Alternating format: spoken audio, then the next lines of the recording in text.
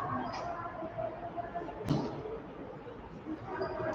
morning everyone, this is our public school, and in the previous class you see we have discussed about the lesson respiration in organisms. Okay, and today also we will be going for the same lesson. The remaining part of the lesson we shall be going for. Okay, so let us just quickly revise what and all things we have discussed in the previous class. So we have discussed about the respiration, cellular respiration. Okay, and in respiration we have got two types, that is aerobic respiration and anaerobic respiration, right? Then we have also gone for the respiration in human beings also even. Okay, so today we shall be going for breathing in other animals. So human beings we have already discussed, right? So let us today go for the breathing in other animals.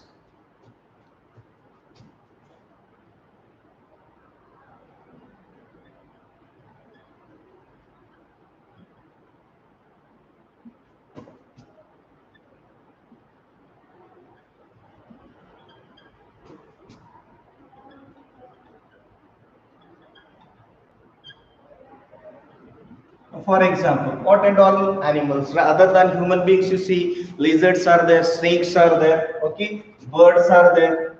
So birds, lizards, snakes, okay, elephants,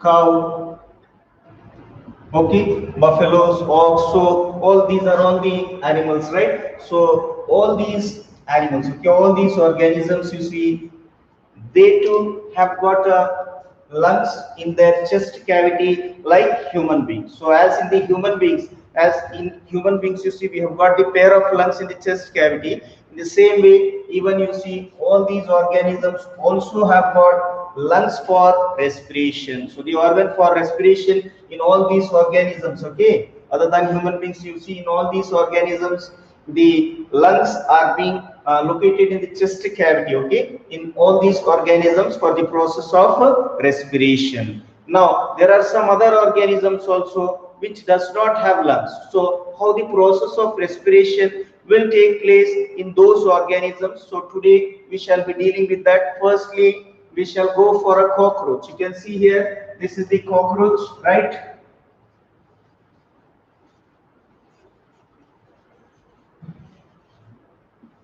So this is the cockroach. So let us go for the process of respiration in the cockroaches. How does the process of respiration will take place in the cockroaches? Okay. So for these organisms, you see, just now I have told you there are some organisms, okay, which does not have lungs. Then how the process of respiration will take place in these organisms? So for example, we have taken about the cockroaches, right? So in cockroaches, let me tell you, there are the tiny openings on the surface of its body. Okay, on the body surface, you see what there are tiny openings are there, and these tiny openings, you see, they are called as spiracles.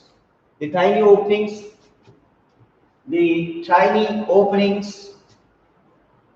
on the body or on the surface of its body. Okay, so these tiny openings in these cockroaches on its body, you see, they are called as spiracles. So what are they called as? Spiracles. Okay, so we are talking about the cockroaches, how the process of respiration will take place in the cockroaches. So for that, firstly what we have done here is, so they have got the tiny openings on their body surface. Okay, so these tiny openings are called as spiracles. So these tiny openings on its body surface, they are called as spiracles. Now, and after this, you see, they have also got the air tubes. There is a network of tubes. Can you see here? There is a network of tubes, okay? And this network of tubes is called as tracheal tubes, or this network of tubes or air tubes. We call them as air tubes. So the network of these air tubes are called as trachea or tracheal tubes. So we can call them as trachea. So the network of air tubes in the cockroaches They are called as trachea or tracheal tubes. So these are all the things which are being present here in the cockroaches. Now let us go for how the process of respiration will take place in the cockroaches. So firstly, the oxygen rich air from the atmosphere enters the body of these cockroaches through the tiny openings which are being present on its body surface called as spiracles. So the atmospheric air or oxygen, you see, it enters through these spiracles. Okay, so through these tiny openings, the atmospheric air or oxygen enters the body of the cockroaches through spiracles, and through these spiracles, after that, you see what happens is this oxygen rich air from these spiracles, you see, it reaches into the tracheal tubes or trachea, that is the air tubes, and these are the sites for the exchange of gases. So these trachea are the sites for the exchange of gases. So what actually happens is now the atmospheric air or the oxygen from the atmosphere enters the body of these cockroaches through the tiny openings called as spiracles, and it reaches into the tracheal tubes. So from there, from the tracheal tubes, the oxygen will be supplied to each and every cell of the body of this organism. So this oxygen is being supplied to each and every cell of the body of the organism that is in the cockroaches. Then afterwards, you already know what happens. Once the oxygen reaches each and every part of the body or each and every cell of the body, the process of respiration will take place.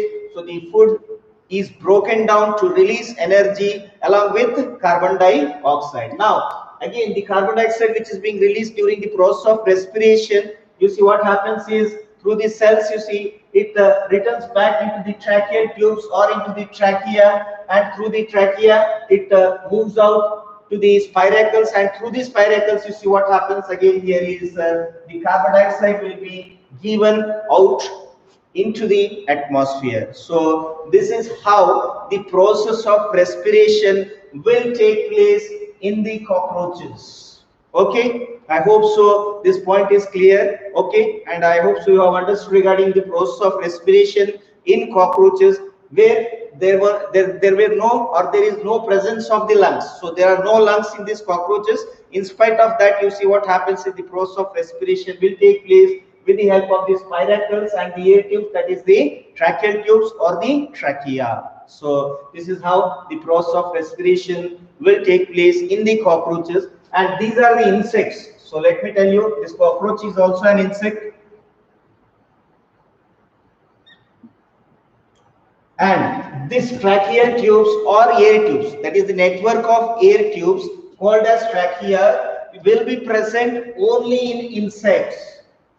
Okay, this kind of network of air tubes, they will be present only in the insects, and these air tubes are not present in any other organism. So they are present only in the insects. Okay, so I hope so all these things are being clear regarding the cockroaches. Okay, now next let us go for some other organisms where they does not have lungs for respiration. Then how the process of respiration will take place in them. So the next we shall go for earthworm. Okay, let us go for earthworm.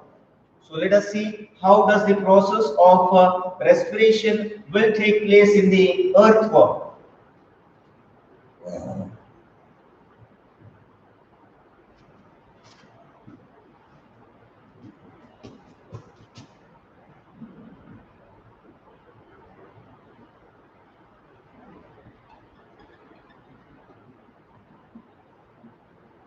So as of we all know that earthworm, you see, just roughly I have drawn the diagram. So in earthworms, you see what we can see is they have got a moist and slimy skin. When we will touch, we can understand they have got a moist and a slimy skin.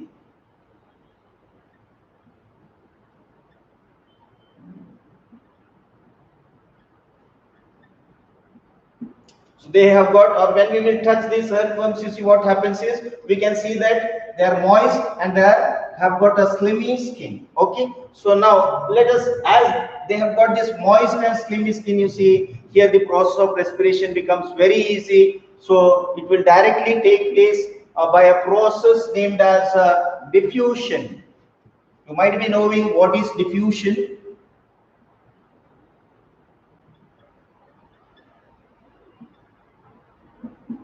So what is diffusion? It is the process in which you see there is a flow of molecules from a region of higher concentration to a region of lower concentration. So what happens as these earthworms, they have got a moist and a slimy skin. The atmospheric air or oxygen from the atmosphere directly enters into the body of this earthworm through their skin. Okay, through their moist and slimy skin, the oxygen rich air from the atmosphere enters the body of the earthworm, and remaining part, you already know that once the oxygen enters the body of this organism, then you see the process of respiration will take place. And in the same way as the oxygen rich air has entered the body of the earthworm, in the same way you see in the reverse order, that is from the body of this earthworm, you see what happens, the carbon dioxide will be given out into the atmosphere through its skin itself.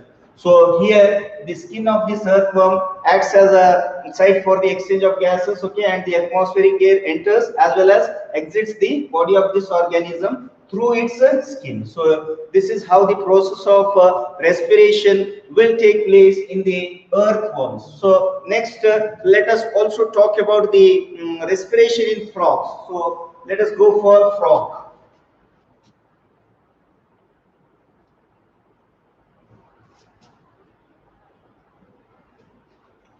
So in frogs,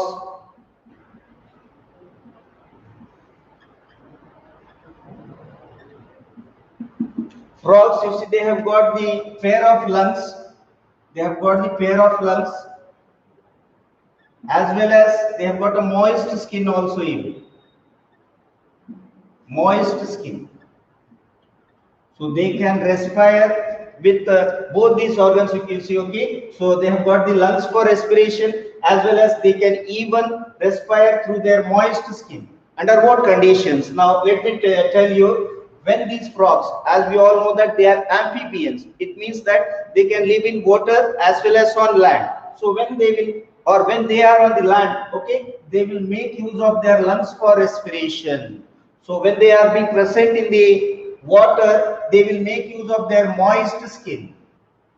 So when they are present on the land, they will make use of their lungs for respiration, or they will respire through their lungs. And when they are being present in the water or under the water, you see, they will make use of their moist skin. So frogs can respire through both lungs as well as their moist skin. Okay, so they will make use of their lungs during the time when they are being present on the land, and they will make use of their moist skin for respiration when they are being present inside the water. So this is how the process of respiration will take place in the frogs. Now next we shall go for the process of respiration in the organisms which will live in water or underwater, like fishes. We can talk about the fishes. Breathing underwater.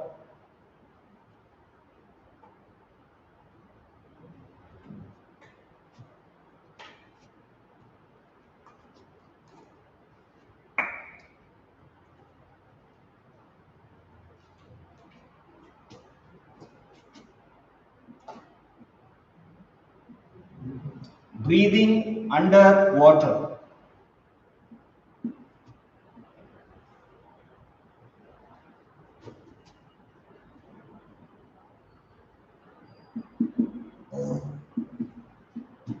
So let us go for fishes. As of we all know that even these are all the organisms which we are talking. You see they were not having lungs like cockroaches, okay, earthworm. Now in fishes, okay, even fishes also does not have lungs for respiration. Then how does the process of respiration will take place in the fishes which will live in water? And if a fish is being removed from the water, it will die, right? Because it is an aquatic organism. And if we will live in water, you see, we will not be able to live in water, because you see, we have been adapted to this situation only, okay? So now these fishes, how do they respire? So you already know that water means H2O, right? Molecular name for water is H2O. Okay, it means that water is made up of two molecules of hydrogen and one molecule of oxygen. So it means that oxygen is present in the water. Okay, it means that oxygen is being present in water, so we call it as dissolved oxygen. Okay, so by this we can know that there is some amount of oxygen which will be present in the water. This is how, or this is why the organisms can live in water also, because you see we already know that respiration is a very important process for all the living organisms. Without respiration, living organisms cannot survive. Then how come these organisms which are living in water, they are surviving? So because there is some amount of dissolved oxygen in the water, so they will make use of this oxygen from the water, right, for the process of respiration. So let me tell you which is the organ. These fishes, you see, they have got the projections are there, okay, of their skin. There is a projection of the skin, okay, in the fishes. We call these projections of the skin of these fishes as gills. So gills, these are the projections of the skin of these fishes, okay, and these gills or these projections will act as the respiratory organ in the fishes. Okay, so these gills will act as the respiratory organ in the fishes. Okay, so how it happens, you see, as I have told you, these are the projections of the skin of the fishes, and these projections or these gills, you see, they are being well supplied with blood vessels. They are being well supplied with blood vessels. So as they are being well supplied with blood vessels, so it becomes very easy, you see, for the exchange of gases. Okay, so as it becomes very easy for the exchange of gases through these gills, you see what happens, as they are being well supplied with these blood vessels, the oxygen will be supplied into the blood vessels. Through the blood vessels, the oxygen will be supplied to each and every cell of the body of the fishes, and the process of respiration will take place, that is the breakdown of food will take place by the release of energy along with carbon dioxide, and at last even this carbon dioxide, you see, it will be given out also into the water through these gills itself. So gills are the organs for the exchange of gases in the fishes. Okay, or these are the respiratory organs in the fishes. Okay, now next we shall go for the respiration in plants. So this was all about the different type of organisms and how the process of respiration will take place in them, and in the organism which does not have lungs also, even in such organisms also the process of respiration has taken place. Okay, so far we have discussed about the cockroaches, earthworm, frog, okay, fishes. Now one question is that you might have experienced whales. Whale is the largest mammal, as you all know. Even this is also aquatic, right? But certain times you might have seen they will come upwards. From the water they will come upwards and again they go down, right? So why do they come upwards? And this is the largest mammal, as we all know, and even whales have got lungs for respiration. So why do they come outside the water? Because you see, when they will not get the sufficient amount of oxygen, dissolved oxygen from the water, so what they do is they come upwards and they will breathe in, okay, or they will make use of the oxygen from the atmosphere by coming outside the water. This is why they come. You might have observed or experienced also, even, right? So this is the answer for that, right? Now let us go for the respiration in plants.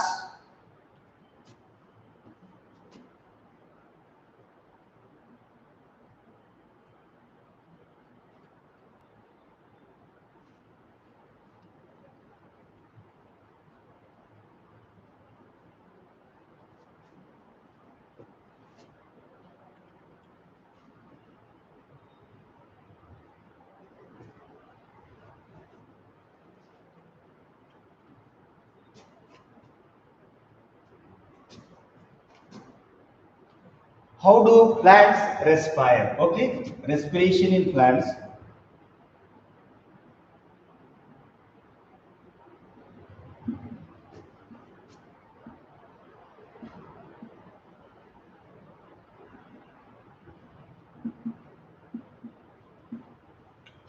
So you see, most of you are confused with two processes which will be taking place in the plants, that is regarding photosynthesis as well as respiration. So most of you, what you think is every time the plants will make use of carbon dioxide, okay, and they will give out oxygen, right? Most of you think this, right? So it happens, this is the process called as photosynthesis. During the process of photosynthesis, plants, they will make use of carbon dioxide and they will release oxygen. But during the process of respiration, as we all know, what happens? As we all know, in all the living organisms. So this process is the same in all the living organisms, and even it is the same in the plants also. So during the process of respiration, all the living organisms, including the plants, will make use of oxygen for respiration, and they also give out carbon dioxide during the process of respiration. So what actually happens is, you already know that there are the tiny pores which are being present on the surface of the leaves. We call them as stomata, right? So the tiny pores which are being present on the surface of the leaves, they are called as stomata. So these are the sites for the exchange of gases. So this stomata, you see, through the stomata, the oxygen-rich air enters the plant body through these tiny openings called as stomata, right? And then afterwards, you see, it is being supplied to each and every cell of the body of this plant, right? So there the food is broken down to release the energy along with carbon dioxide and water. So this is the process of respiration, and once the carbon dioxide is being released during the process of respiration, it is also given out through these tiny openings called as stomata into the atmosphere. Okay, so this is how the process of respiration will take place. And not only these leaves, okay, so these plants individually, each and every part of these plants can respire individually. Now for example, for this stem, they have got the lenticels of the stem. So through this lenticels of the stem, the atmospheric air or oxygen enters the plant body, and it is also being given out also through the lenticels of the stem. Then what about the roots? Roots also needs energy, or the root cells also needs energy. Then how do they get the oxygen for respiration? So they will get it from the soil particles. There are the air spaces which are being present in between the soil particles. So they will make use of the oxygen from there, and the process of respiration will take place for the release of energy. So in this way, you see, the process of respiration will take place in the plants also. So please don't get confused regarding the process of photosynthesis and the process of respiration. So during the process of respiration, even plants also make use of oxygen for respiration, and they will also give out carbon dioxide like all other living organisms. So this is how the process of respiration will take place in the plants. Now, we have discussed about the process of respiration in almost all the organisms, right? We have discussed. Now, what is the importance of respiration? Why is it necessary for all the living organisms to respire? Okay, so what is the reason for that? As of you all know that, or as of we all know that, without energy, no work is possible without energy. So, and respiration, it is an energy liberating process, okay, which will take place by the oxidation of the food for the release of energy, and this energy is being required to each and every cell of our body for their survival. So if the organism needs to survive, then you see, there are various you see, organ systems are there, and all these organ systems must perform their functions, okay, and if they need to perform their functions, they need energy, and this energy is being obtained during the process of respiration. So this is how the process of respiration is very useful in all the living organisms for their survival. Otherwise it will be very difficult for the survival of the organisms without the process of respiration. So this is why all the living organisms will respire. Okay, so here we have completed this lesson, but just we'll have a quick revision of the previous class as well as this class. Okay, so let us go for that, like summary. Okay, not in detail but in just summary line. So breathing, first thing, breathing. What is breathing? Yes, what is breathing?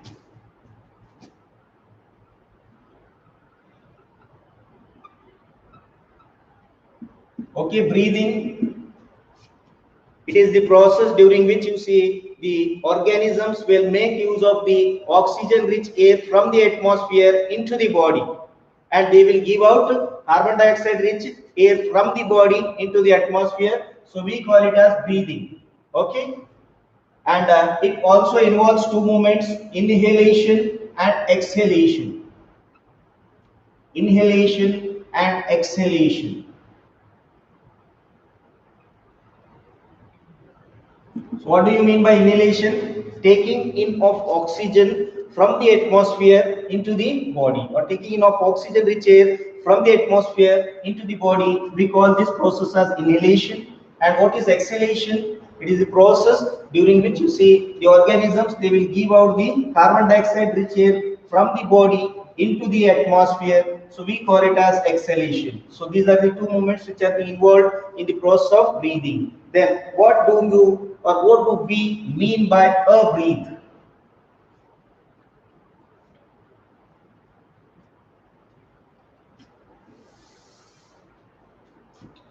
A breathe. So one inhalation plus one exhalation makes a breathe. Okay. The next we shall also talk about the breathing rate.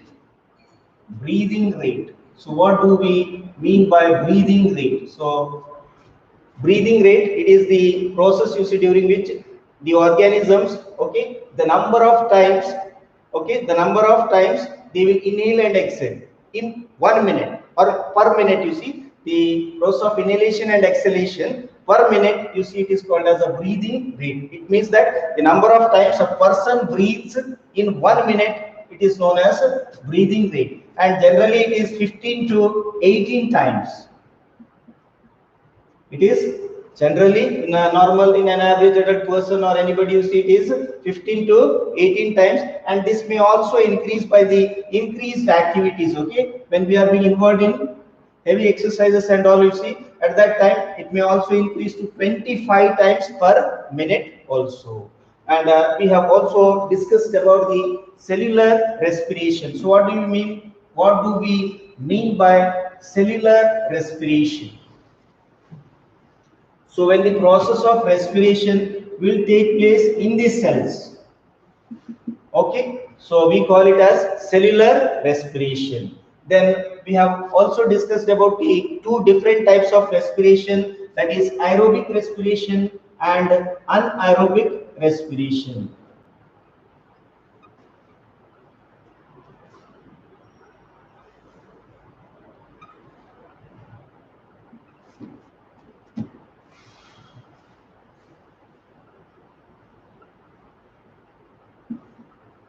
So aerobic respiration, when the process of respiration will take place in the presence of oxygen or with the help of oxygen, when the food is broken down with the help of oxygen or in the presence of oxygen for the release of energy along with carbon dioxide and water, then we call this kind of respiration as aerobic respiration. The other type of respiration is anaerobic respiration. So here in anaerobic respiration, the process of respiration or the breakdown of food will take place automatically without the help of oxygen or in the absence of oxygen. So we call this type of respiration as anaerobic respiration. And even during this process also, the food is broken down to release energy along with carbon dioxide. But it is happening in the absence of oxygen. So we call it as anaerobic respiration. Then in the previous class, we have also discussed about the